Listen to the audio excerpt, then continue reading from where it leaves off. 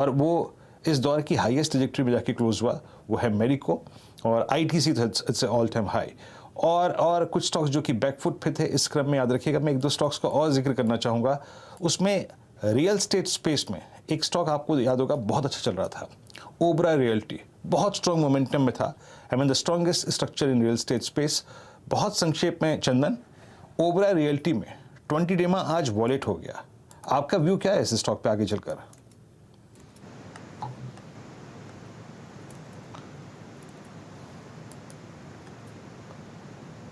चंदन, अच्छा चंदन चले गए। मानस, बहुत संक्षेप में Obra realty.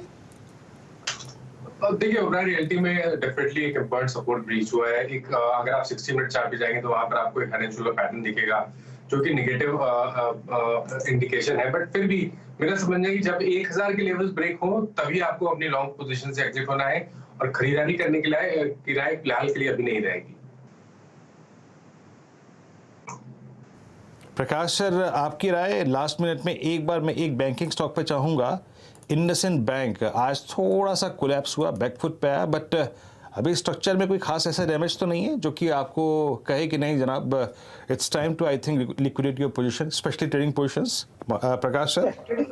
Yes, trading position liquidate करनी चाहिए बिकॉज जो चार्ट स्ट्रक्चर बना हुआ है थोड़ा फटी गया है यहाँ पर और प्रॉफिट बुकिंग नजर आती है।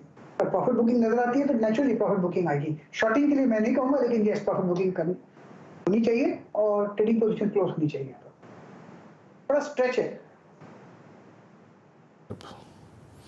जी हाँ। चलिए, तो दो अगर आप देखें मैंने आउटलुक लिए, वो स्टॉक्स जो कि हल्का सा टर्बुलेंस फील कर रहे थे आज, ऑल दो निफ्टी का क्लोज करीब करीब 17,723 के आसपास आता हुआ 92 अंक नीचे, और डेटा हमने देख ही लिया। और अब चलते हैं, काम करते हैं हर्षिता के पास वॉल पे, और इस क्लोजिंग को थोड़ा सा और बारीकी से समझने के लिए। डाउ फ्यूचर्स बिल्कुल फ्लैट है, बिल्कुल फ्लैट, इससे ज़्यादा फ्लैट हो ही नहीं सकते। Harshita, over to you. जी हाँ वीरो, एकदम सपाट डाउ फ्यूचर्स, वहां से कोई ऐसे गाइडेंस नहीं कि मार्केट क्या एक्सपेक्ट कर रहा है, क्या एंटिसिपेट कर रहा है। जो भी एक्शन होना था होना है वो आज शाम को ही होता हुआ दिखाई देगा। इस बीच भारतीय एक्शन देखिए, शुरुआत हमारी इतनी खराब नहीं थी, थोड़ा सा स्ट्रेंथ था मार्केट में, लेकिन ऊपरी लेवल से हम हल्के हुए 17,883 तक का हाई छूने के बाद हमने देखा है क्लियरली मार्केट में कूल ऑफ देखने को मिला। 17,700 के आसपास गाड़ी जाकर थमेगी, 100 पॉइंट की गिरावट, विच इज नॉट बैड, ठीक है इतना प्रेशर मार्केट में इतने बड़े इवेंट से पहले।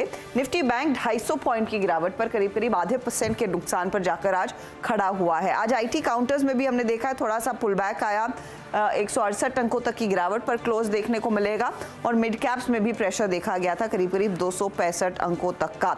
तो ये कुछ पॉकेट्स ऑफ वीकनेस थे। स्मॉल कैप इंडेक्स डेफिनेटली फिसलता हुआ, एडवांस डिक्लाइन रेशियो ने पूरी तस्वीर आपके सामने पेश कर दी। गिरने वाले शेयरों की संख्या आज के दिन ज्यादा थे बढ़ने वालों की तुलना में। लेकिन क्या चला, एफएमसीजी स्टॉक्स, वहां पर हमने देखा एक बहुत तगड़ी तेजी देखने को मिली। एफएमसीजी इंडेक्स इनफैक्ट तेजी के तरफ इकलौता इंडेक्स शायद होगा, 500 पॉइंट का इजाफा। और ये 500 पॉइंट की तेजी इसीलिए आई क्योंकि ब्रिटानिया, HUL और आज का स्टार परफॉर्मर दरअसल आईटीसी को लेकर आते हैं, क्योंकि आईटीसी जैसे वीरू मेंशन कर रहे थे एक ब्लू स्काई जोन में 341, 42 तक के लेवल्स को छूने में कामयाब थे। अब यहां से आगे इसकी चाल एकदम और भी सुनहरी होने की उम्मीद है। 1.5% के इजाफे पर 340 के आसपास हाइस पर यह स्टॉक जाकर टिकता हुआ दिखाई दिया है। इसके पीछे हमने ब्रिटानिया और HUL में भी तेजी देखी। पतंजलि फूड्स का भी हम जिक्र कर रहे थे जहां पर खरीदारी देखने को मिली है। M&M स्क्रीन पर लेकर आएंगे, जहां पर आज खबर थी कि दरअसल इन्होंने स्वराज इंजन्स में किर्लोस्कर वाला स्टेक लिया है। 0.23% का इजाफा, लेकिन ज्यादा एक्शन स्वराज इंजन्स में देखा गया।